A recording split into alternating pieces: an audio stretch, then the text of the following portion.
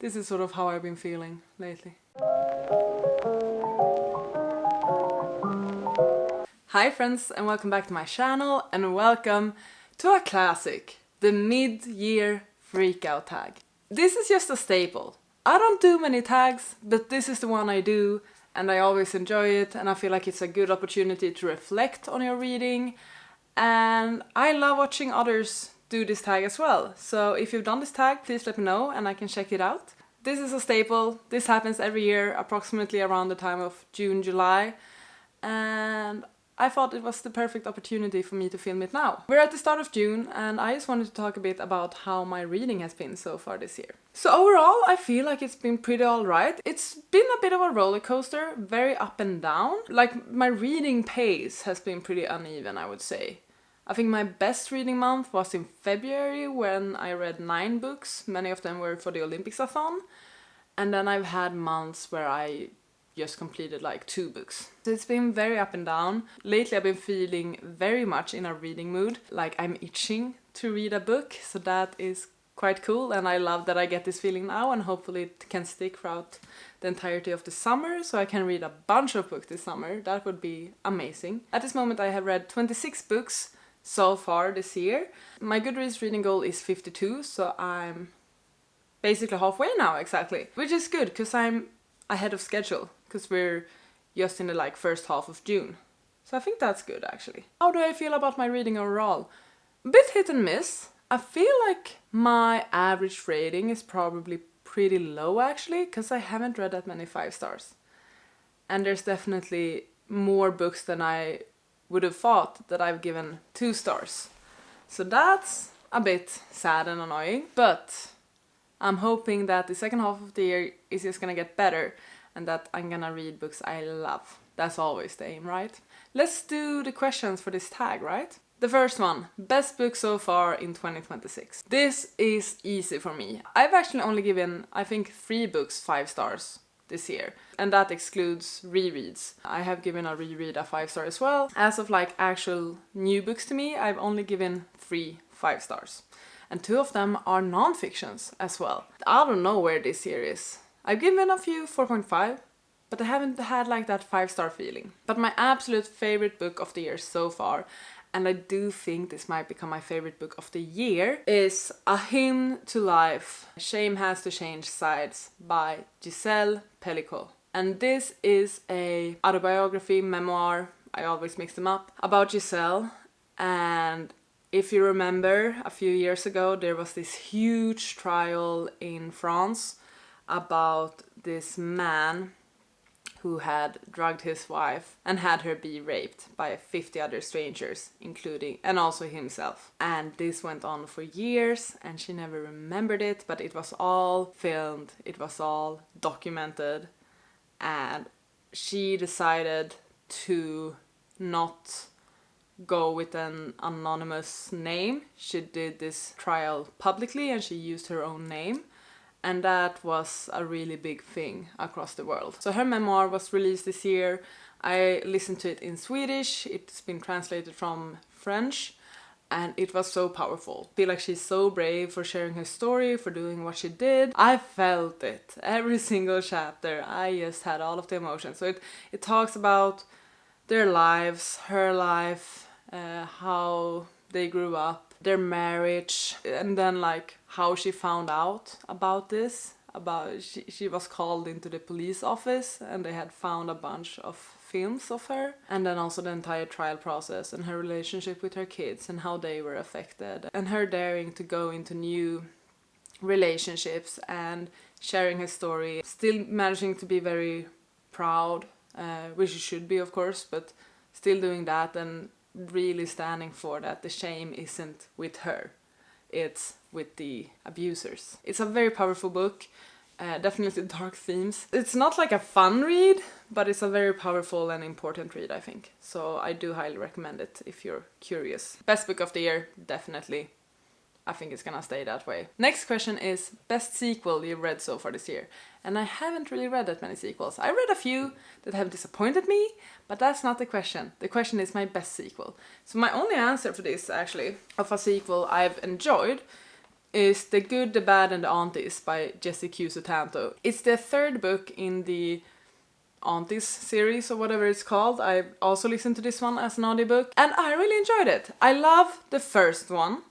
The second one was a bit too messy for me, but the third one was really good again, and I'm very happy with that, so that's why it's my best sequel so far. This story is, it's been a while now. I listened to this in like January or something. If I remember correctly, the story is that we're following Maddie and her 4 aunties, and they are very close, and they are, I believe, Vietnamese Chinese. I might be wrong there. And they have a very close-knit family bond. And her aunties are a bit chaotic and they act on impulse a lot of the times, and there's a lot of like language barriers, and they live in the States but they are from Asian descent. And the stories always get messy. Like there's a situation, they try to solve it, they just make things worse and it sort of snowballs. It's very fun, it's very entertaining, and you always hear about Maddie is struggling to keep everyone sane and everyone focused. So this third one I believe took place in Vietnam. They were visiting and hanging out with family, and once again they somehow get involved with the mafia, because that's always the thing as well. Somehow they get messed up with the mafia and need to solve the situation. And these are just entertaining books. I love listening to them as audiobooks. I think they are very well narrated. I would also definitely recommend this series. I like them. I'm entertained by them. A new release you haven't read yet but want to. The Last Contract of Isako by Fonda Lee. I actually just ordered it the other day, so I'm waiting for it to arrive. And this is described as a standalone space opera where we are following a corporate samurai on her final mission. And that's all I know. I haven't seen that many reviews yet. I think I've only actually seen one. I do love the Green Bone Saga. I'm very curious to see what Fonda Lee does with a sci-fi novel and a standalone novel. Most anticipated release for the second half of the year. I have 2. Can you guess? You probably can. It's from 2 of my favorite authors. First one is Victorious by Wee Schwab. It's the final book in the Villain series. We have Vicious, we have Vengeful, and in the next half of the year we're getting Victorious. And there's barely any information about the third book actually, but the series overall is about people who have like near-death experiences and gain superpowers, and we're following 2 friends from university that become enemies as one sort of gets too power hungry. The second book I'm super excited about is Taipei Story by R.F. Kuang, another one of my favorite authors. This is a coming of age with themes of grief, language and culture shock during a summer in Taipei. What if the diaspora fantasy of homecoming never comes true? What if learning a language can't bring you any closer to the people you're trying to reach? What if you search for your family's history but your family doesn't want to share? What if you wait long to ask the right questions? This is going to be, I believe, a bit more literary once again, similar to Yellowface, and I'm just excited about it because I like R.F. Kuang. Next we have Biggest Disappointment. Yeah, I have an answer for this. I can even show you. The book I've been most disappointed by so far this year is The Future Saints by Ashley Winstead. I'm sorry. It's not badly written, not necessarily a bad book, but I had such high expectations on this one. It was being pitched as Daisy Jones and the Six meets Tomorrow and Tomorrow and Tomorrow. And I adore both of these books, and I was just excited about it. I was like, okay, cool. We're following a rock band on the brink. They get a new manager. They suddenly go viral. It's gonna be cool. Cool things are gonna happen. I love a book featuring bands, musicians, singer-songwriters, things like that. I really like that as a topic. This was so freaking boring. I ranted about it in other videos, but this book was so boring, unfortunately, for many reasons. We're following this rock band. I don't care about these characters at all. They are not likable, or I don't have sympathy for them. I can't really tell some of the characters apart, and there really isn't that many characters in here, but they feel very stereotypical, very blueprint. They don't really have any extra spark or anything that draws me into them. The story in itself, very, very, very repetitive. I also feel like the new manager didn't really do anything. They would have gone viral nevertheless. Sure, it's a story that works with grief quite a lot, and I feel like it handles it fairly well actually. I feel like, yeah, the theme of grief in this one is pretty good, but the rest of it was just boring. And this book shouldn't be boring because we're following a rock band doing a lot of crazy things as they go viral, we shouldn't be bored by it. But I was. Definitely a disappointment, unfortunately. Biggest surprise. I'm gonna go with my latest read, mainly because I was surprised that this even existed, and I realized that that's stupid. I knew about this book, but I never understood what it was. I just finished reading The Curious Incident of the Dog in the Nighttime. I understand now that this is a book that some people read in school. I also understand that it's a young adult book, or at least it's very accessible to younger people. For me, I've never considered picking this book up. I've seen it on like lists. I've seen this name around. I've seen the red cover, but I never really understood what it was. A few days ago, I went on my book buying shopping spree, and I just saw this one on the shelf, picked it up, realized that, oh, the formatting is actually quite interesting. There's some images and lists and stuff. So I thought that, oh, okay, I will read the back. And I read the back, and I was like, oh, this actually sounds fun. I thought it sounded so much fun that I actually purchased it on the spot and started reading it the same day. And I did enjoy it. I ended up giving it 4 stars. There's a lot of things I did enjoy with this one. I found it to be very heartfelt. I liked our main character. I like the formatting of this book. There's a lot of things I like. There are a few choices with like the murder mystery aspect and also the plot that I perhaps wasn't the biggest fan of. But overall, a very positive experience. And I'm giving this my biggest surprise award because before Saturday, before like 4 days ago, I had never even thought about this book or considered reading it. So I really had no expectations. I knew nothing about it. I just picked it up on a whim, read it instantly, and enjoyed it. And that's a cool experience, so I'm very happy with that. Favorite new author? I don't really have a favorite new author, but there's one author that I'm curious to read more from, and that is Claire Keegan, who wrote Small Things Like These. I read it in February for Olympics-a-thon and really enjoyed the book. The book is very short. It's a novella, but it packs a punch, and I have been considering picking up other of her books as well. So it's not a favorite author, but it's an author I am curious about and want to read more from. And then like for newest fictional crush and newest favorite character, I don't really do that anymore, I feel like. I don't know if I'm getting too old to get crushes. Watch me read the right book and I'm gonna be back at it. Favorite character hasn't really been a favorite character either. I did like the characters in My Lady Jane. I liked Jane and Gifford, so perhaps that, because I was entertained by them. And overall the entire cast, I feel like. But I'm hoping I will get some favorite characters later this year. I also feel like perhaps it has to do with the books I read. I feel like a lot of the books I read lately, or for the last few years, especially if it's more like literary or at least contemporary reads, they don't really feature likable characters. We don't really follow or read about characters you will like. Question 10. A book that made you cry. I don't remember if I cried reading this one, but at least I got teary-eyed.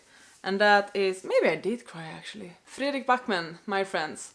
I reread this in January for a book club with my friends. A book club with my friends where we read My Friends, sorry. Because I read this last year. And now I reread it, but in Swedish this time actually, so that's quite cool.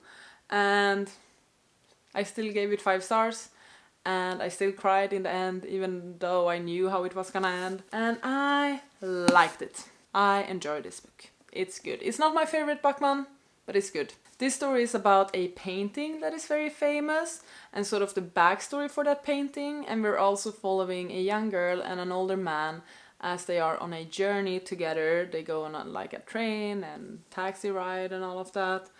And they sort of get to know each other, they share their stories, and we learn more about this particular painting.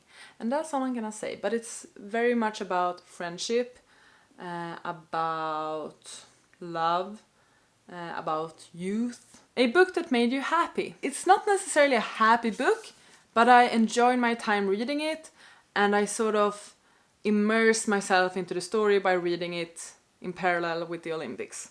That is The Favorites by Lane Fargo. This isn't necessarily a happy book. It's about this quite toxic on and off relationship, about these competitive dance skaters. It's sort of loosely a retelling of Wuthering Heights. This book made me happy because I was reading it at the right time. because I was reading it while watching the skating competitions during the Olympics, and it was just like double the experience. And it was also in the midst of all of the Wuthering Heights promotions for the new movie, and I just loved being that immersed with this story, with all of those other things going around. And I also actually really like this book. I gave it 4.5 stars, rounding down to 4, so it's not like a 100% favorite book, but it's a really entertaining story. It's fast-paced, it's fun. I was always curious what was gonna happen. Once again, the characters are not really likable, but you still somehow root for them. So yeah, this is a book that made me happy, because I enjoyed the overall experience of reading this book. Next question is the most beautiful book you've bought so far this year. I'm actually gonna show you two. One is more of a special edition that feels very special, and the other one is just a stunning cover. So first, for the special edition, that was, until my shopping spree, my most beautiful book so far, is The Ending Writes Itself by Evelyn Clark, and you might be thinking, that's a pretty plain book. Yeah, I agree, the cover isn't that special, but it's a special edition that means a bit to me. So we have sprayed edges, first off. You also know me, I love the color red. So we have that. We have quite cool end papers. We have foiling underneath the dust jacket. And finally, not only has it been signed, but it's also been dedicated. So yeah, that's what makes this edition beautiful to me. It's a special edition from Portobello Bookshop in Edinburgh. They made it so that you could ask for dedications. So I have a book where V. Schwab has dedicated my name, and that's pretty cool. The actual most stunning cover I've picked up so far this year, Devil in the Deep by Valencia Jean-Francois. Look at this. How stunning isn't this cover? It's gorgeous. I just picked it up the other day, never heard about this book, didn't know it existed, but it caught my eye for obvious reasons. It's beautiful, like the water, her, the shell as a headpiece, the way she's holding the water as if it's like a dress. I believe this is a fantasy. Could be like historical fantasy. I just love me a good pirate story. So that's why I picked this up, and also because it's stunning and I am down for the queer pirates. So yeah, but I just wanted to show this up. It's so beautiful, right? Final question is, what books do you need to read by the end of the year? All of them, as always. All of them. Yeah, I need to read all of my books. Fantasies. I have a few fantasies that I really need to read this year, otherwise it's gonna be bad. One of them I'm planning to read now in July. It's a chunker, The Way of Kings. I always read Brandon Sanderson while I'm on my summer holiday. This year it's time to pick up The Way of Kings. And it's it's so long. It's over 1,000 pages. Another must read, The Will of the Many by James Islington. I've had this on my TBR for too many years now. I think I will love it. I want to be a part of the hype and keep waiting for the next book and all of that. But I just keep putting this off for a reason. I don't really know why. I just keep doing it. I'm not gonna do that anymore. This year I'm reading this, otherwise I need to unhaul it or something. And that's it for this tag. Yay, we did it once again. Another year done. I'm also getting close to my, what is it? My 6th year on BookTube now. Yeah, July 1st is when I published my first video. I am currently very excited about reading. It's been a very busy spring overall in personal life and stuff. I also feel like work has been quite intense and will continue to be quite intense. So that is interesting. So a lot of balancing things, which is perhaps partly why I haven't read as much. Whether or not I'm reading actually, I still think of books as an escape. So even for the months where I haven't really been able to read a lot, or whenever I feel sort of stressed about other things, just thinking about books, planning my reads, planning my videos, scrolling Goodreads, scrolling a bookstore's website, that sort of calms me. So I'm glad that I can have that. Thank you so much for watching this video. I hope you enjoyed it. Please take care and I'll see you on the next one. Goodbye!